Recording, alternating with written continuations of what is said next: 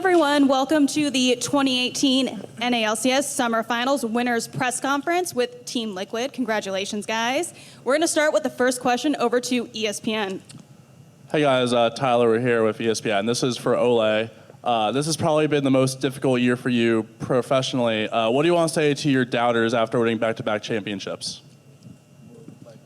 그러니까 이번 연 이제 골레 선수에게 가장 힘들었던 이제 커리어에서 가장 힘들었던 연이었는데 이제 어떻게 이제 자기 너 안 믿어준 이제 사람들한테 어떤 말을 해주고 싶은지. I think there were so many haters and there were so many bad comments on me in Reddit or any other website. But yeah, I think I just as I post on my tweet, I took all seriously, and like I changed myself a lot. I tried to be myself. Like I just listen to music, good songs, even rap. I tried to singing, dancing, or whatever. And yeah, I got myself. And yeah, whenever I play with Peter, like in spring, like I was only follower. Like I didn't make any aggressive call. But now, like when I see some chance, like I just say, hey Peter, just come, and then we just make play. So yeah, I think that's the way.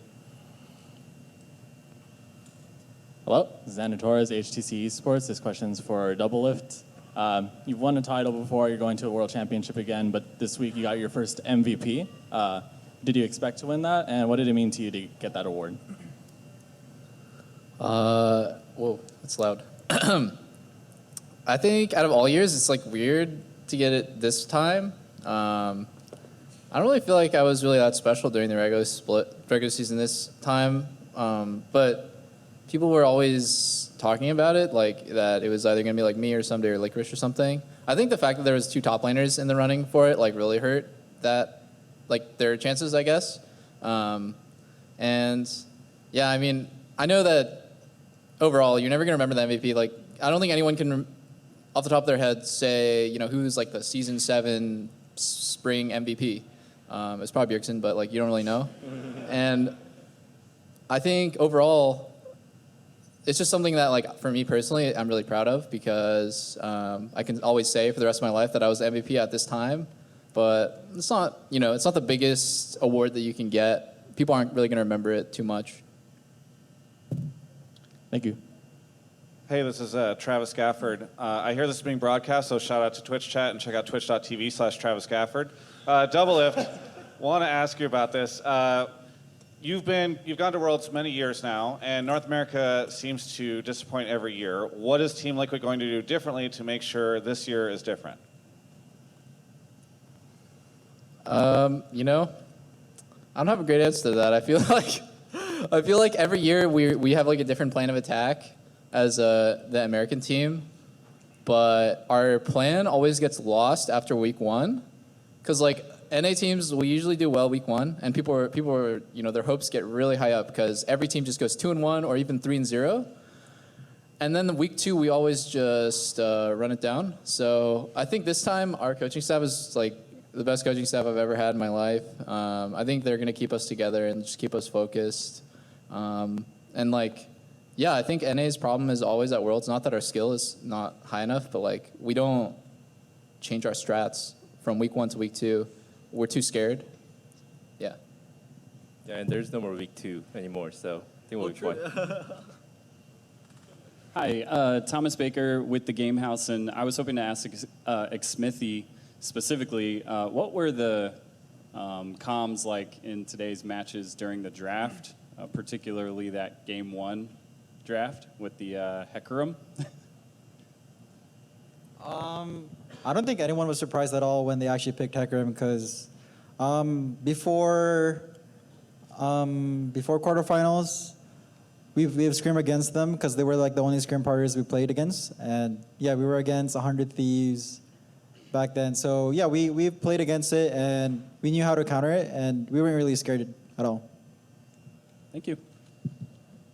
This is Jordan from UK Gaming. This is for Pobelter and Xmithy. So you guys had to worry about going up against a lot of different possible combinations from C9 today. So how did you guys prep for that, and how'd you guys, I mean, obviously you solved the problem because 3-0, so. I guess we actually never really talked about it to each other, like the differences between the two, but I think we knew innately, just from having so much practice against them, the differences between the two, how we should play against them. For example, Sven and Golden, they just literally camp mid as hard as they can, try and cover it, is what we learned over time. But yeah, I think we were just able to handle it really well. Being able to watch how they played in the TSM set was also really helpful.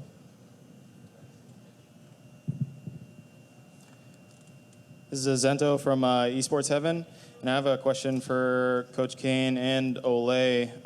In regards to the first and second game, it looked like your vision was super on point. It's probably some of the best vision that I've ever seen.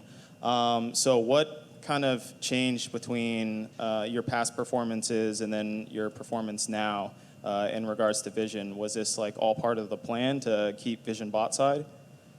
그리고 이제 올레 선수와 이제 카인 코치님한테 질문인데, 예. I think I can answer it. I think in spring, like actually even last year, I play like solo queue, like because I play tons of solo queue, so I just play like just I don't know, like I just follow my instinct. I just put ward like whenever I just go somewhere. But like Kane gave me lots of feedback about vision. Like we need some plan for vision, and then we need some direction for vision. So like when we play around both sides, I just try to get deep vision both sides, and then we change plan. We start our objective is top side or header. I just start to putting top side vision. I think because of Kane, I start to have more direction and try to help our team. Like I always ask sometimes like Eugene, do you need vision? So and then I just try to get vision for Eugene. Like and then we can just play around the vision. So I think Kane helped me a lot about vision. Fionn here again with ESPN. This one's for Steve over there. It's been a long, very long road, but you finally have made it to the World Championships. Can you just put into words what this team, this iteration of Team Liquid means to you? So, that's loud. Putting this team together during the offseason was a pretty radical change from the previous season. We had the worst performance last year in terms of Team Liquid's history and also Curse's history in League of Legends. And I wanted to make a substantial investment after franchising happened, and we had some confidence to know that these investments would actually like bear return, I guess, for years to come. Decided to put together the best possible team no matter what. End of story. So we had to make sure we had enough money to do that. And then I just remember calling all of the players and saying that I wanted to go to Worlds and I wanted to win a World Championship. And to go to these guys and say, hey, we've been in 10th place, or you willing to play for an organization that's never achieved anything beyond third, I think is a tough sell. But I think they all believed in what we could achieve together, and that it was a really damn good roster. So yeah, it feels pretty incredible to achieve something, at least for, I know these guys have been to Worlds before, but for me, it's been something that slipped through my fingers for over 6 years, and we finally did it. All right, Lawrence here from the Daily Cal, back here. My question here is actually for Pobelter, and I just wanted to ask how it felt in Game 2 to solo kill Golden Glue so early in the game after losing to him in Week 8 of the regular season. I was pretty cool guy about it. I just landed my E, and then I was like, all right, he's dead. And I was like, he's dead, boys. And then I timed his summoners. But yeah, it felt pretty great because once you get rolling as Aurelia, the game is pretty much over. And then when you start getting rolling at level 2, then it's really over. Hey, this is Parks with the Shot Caller. I have a question for Doublelift. Yesterday, during the MVP speech, you talked about how you had never really felt like you were on a team before this year with this roster. And I was a little bit curious about that. Bjergsen looked over when you said it. It's kind of funny. But I'm wondering, I know that you and Ole kind of talked about you guys having some problems, and I know that this split with the change in the meta and there was some struggle there with the team and the synergy. Do you feel like through some of this adversity is where you guys really were able to find yourselves and truly trust each other? Talk a little bit about that. Yeah, I think the thing that's like goes invisible and people don't notice is just how much we fought with each other and like how much we have had just like awful days where everyone's frustrated and it feels like the team's just going nowhere. Feels like everyone has something on their mind that they don't want to say because it's too offensive. And you know, like every team has those days, but like I think we have a lot of those days where like it's really hard. Like it's hard to practice that hard and that much and like have that many strong opinions on the team, like veterans, you know, like we have different habits that we all have. And like playing with each other, I don't know, on this team it feels really good because everyone on the team can always trust Kane. He's super smart. Actually, there's so many times when I told Kane I wanted to play something and then he just locked me a different champion and we won. And so like I learned over time to just trust Kane. And yeah, like there's so many aspects of the team that is really good. I've never like when we fight bottom, before I can even call for TP, both Eugene and Impact will just TP. So I never have to call for TP. They just always do it instantly. I don't know, like everyone's just looking out for each other, you know, like we call roams instantly most of the time. And if we don't, it's a really big deal. I think like we all just look out for each other a lot on this team. On other teams, like, yeah, you look out for each other, but like not as much. I think everyone's more looking out for themselves on other teams that I've been. Hi. Oh, shit. Okay. Hi, Kelsey with the Game House. This question's also for Peter. So there was a Reddit thread a couple days ago talking about a statement Soaz made about how he wants to play as long as you're going to be playing. Have you ever thought about the actual finite time that you're going to be a pro player and how long that's going to last? Yeah, actually, it's really insane because we have a lot of veterans on the team, but that have been here since the beginning. I'm like 25, and in like CS:GO and fighting games, that's an average age for a pro, like in their peak. So I feel like I have a long way to go, honestly. If my mechanics start sucking, which I don't think is ever going to happen, but if my mechanics suck, I could just switch roles, I guess. So, I mean, I don't know. I don't really think too much about like, oh no, I don't have that much time left. I always feel like, man, I have so much to improve, and I've never stopped improving. So until like that happens, where I feel like there's just a wall in front of me, then yeah, I don't think I'm gonna stop either. So I think me and Silas will probably be playing until we're 90 years old. Thanks. Hi, Julia from the Daily Californian. This one's to Ole. You've talked before about how even when you have a hard time, you get support from your fans from Brazil and the LMS. How does it feel to still have those original fans, even after you've come so far? I think, like, actually, like, even in spring, like, I was kind of sad because, like, people just didn't trust me, just trust someone who just flamed me before. But now, like, I don't care. Like, who care? You know, like, I say I'm right. And then, like, actually, my former teammates, they all just retire, you know? So who's right? I'm here. I fucking won. So they're wrong. This question's for Xmithy, Pobelter, and Doublelift. With your victory today, 100 Thieves moves forward, including your former teammate Aframu. This is despite the loss yesterday. What's your general thought on 100 Thieves moving forward to Worlds?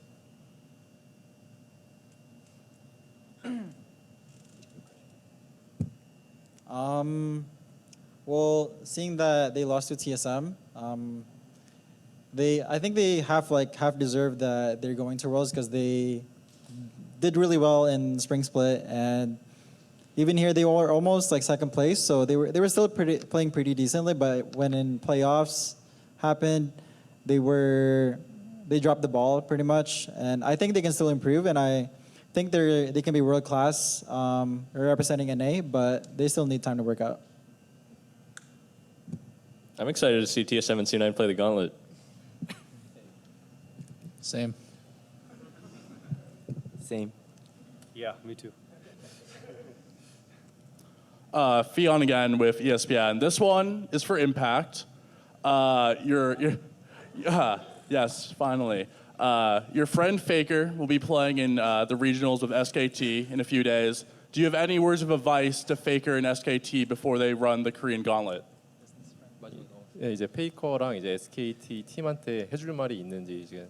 I mean, I'm not close to Faker now, but I just hope SKT can win. But it looks really hard. Both King John, Griffin, Genji, right? Genji, yeah. Looks really hard, but I hope SK win because it's my friend is there. It's Bengi and Mandu is my friend. So and Goma too. So I hope they win, but looks really hard. Good luck. This year is for KT, not SKT. Not busy, but just not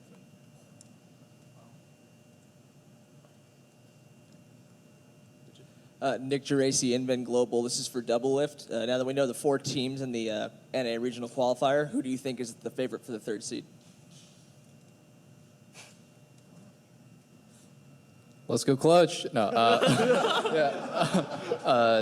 I think C9 is probably the best, and that's just because they beat TSM already to get to the finals, and just like thinking about it, 100 Thieves got beat by TSM, who got beat by C9, and I don't even know when Clutch got beaten, but it was a while ago. So, yeah, I think C9 is actually pretty strong, but I think the other thing about it is momentum is really important, and TSM just came off a close win, so they're feeling hot, and C9's coming off of a pretty crushing loss. So maybe like mentally, TSM is going to be in better shape. Yeah, who knows? I don't really care who wins. I just want to see him struggle. Hey, Tim here from Oracle's Elixir. It's a question for Impact. Your play style in game, and then also I think kind of the way you're presented outside of game in terms of branding and media attention, things like that. It's very kind of low key. In game you absorb a lot of pressure, and you're not really demanding resources to carry yourself. And then, as Tyler kind of joked about, it took a while for somebody to ask a question if you tend to be talking about your teammates a little more. Do you ever, wish in game especially you could come in a little more into the spotlight, or is that a role you really enjoy playing? 그러니까 이제 임팩트 선수가 이제 게임 안에서나 밖에서나 지금도 그렇지만 약간 좀 희생을 많이 하는 스타일로 보이는데 이제 가끔 이제 나한테 스포트라이트를 받고 싶은 그런 욕심이 있으신지 아니면 게임 안에서라든지. I don't mind. Just sprite to me. I just want win. My team win. So it's not sacrifice. I'm just choice. Just smart thing. Because if I can 1v2, we get advantage and we can do something and anything. Yeah. And I don't need jungler so. But when Jake come, it's really happy because get free kill. But I mean, we always care. When I call that, Jake always give a kill me. But I think actually I like sacrifice because I like just try myself. I think I just whatever. If I'm Dachi gank, I can get V team get advantage or something. So actually I sacrifice mine. So I just focus my team win. Jordan from EK Gaming. This one's for Double Lift and anybody else that wants to chime in. So you guys have smashed it the last few weeks in NA, but going into Worlds is going to be a different ball game. Is there anything you're looking to improve on specifically, or is it just a matter of keep doing what you're doing? Well, if anyone watched our scrims, they would think that we were terrible. We really played awful in practice a lot of the time. So there's a lot to practice and improve on. But we've all been to Worlds, actually, so we know what it's like to be like the best team in NA, or one of the best teams in NA, and then go into Worlds and then get really humbled because even like, I guess a good example would be at MSI, like we scrimmed Gambit, and it's not a bad region, but like it's a lesser region, it's the CIS region, representatives, and like Gambit was really good, actually. I think we were like 50-50 or maybe even losing scrims against them. So yeah, when we go to Worlds, it's really important that every team we play against, we learn something.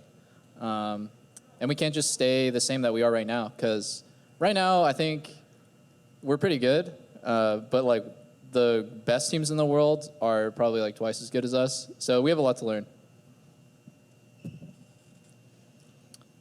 This is Miles from ESPN. This question is for Coach Kane.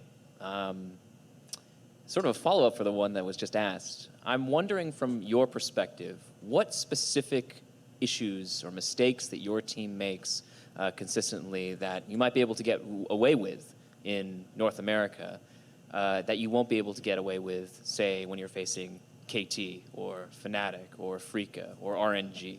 What are certain issues that you feel you need to resolve for Team Liquid to make a deep run come the World Championship? 이제 약간 비슷한 질문이긴 한데 이제 코치님 입장에선 이제 우리가 북미에서 하는 실수나 이제 북미에서 이제 처벌당하지 않는 그런 것들이 이제 나중에 세계적에 나가서 세계적인 팀들이랑 할 때 그런 이제 처벌당할 수 있는 그런 실수들을 어떤 점들을 고쳐야 해야 될 것 같은지.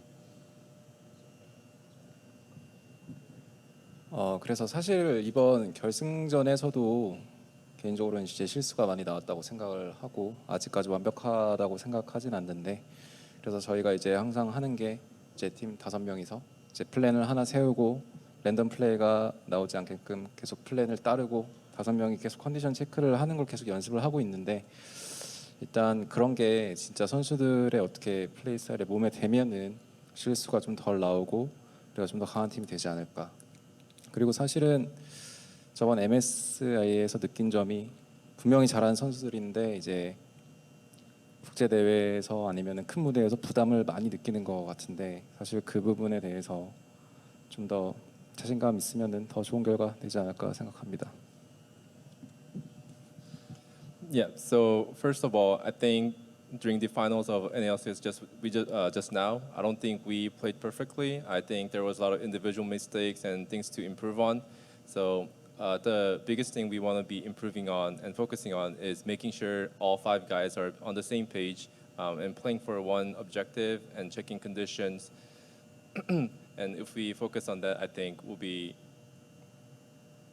in a good shape going into Worlds. And also, when we were playing at MSI, I think all 5 players are really good players, but I think they felt a lot of pressure going into the tournament. So I think this time going to Worlds, if we have more confidence and if we're more comfortable, I think we can have a better result.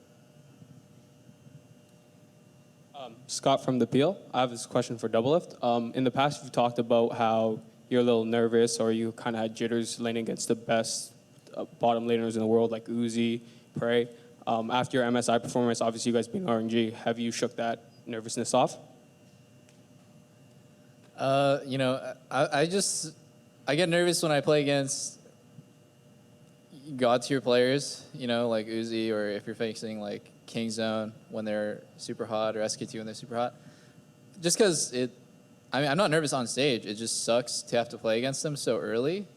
And yeah, there is some stuff that like I can't get away with. I know I play really a greedy style, and some stuff like I can't be greedy. I can't be stupid against Uzi basically, because they'll punish me. So I guess the pressure is just knowing that if I make a mistake, he'll capitalize on it. But like, how do I know if I'm making a mistake? It's really hard because no one else is going to punish me for that same thing. But you know, I think I got over it after a while. I used to be really nervous playing against top 80 carries, but now I feel like I just need to play my game, and I'm more on the lookout for their mistakes instead of trying to be defensive and trying to like limit what I'm doing. Yeah. Hi, my name is Aaron McCunis with Dot Esports. I have a question for both Ole and Doublelift. At the end of the spring split, after the finals, you guys were hands down the best team in North America. And we're back right at the exact same point. But MSI didn't go as anyone expected, really. So how are you going to make sure that you guys don't lose momentum this time and that history doesn't really repeat itself?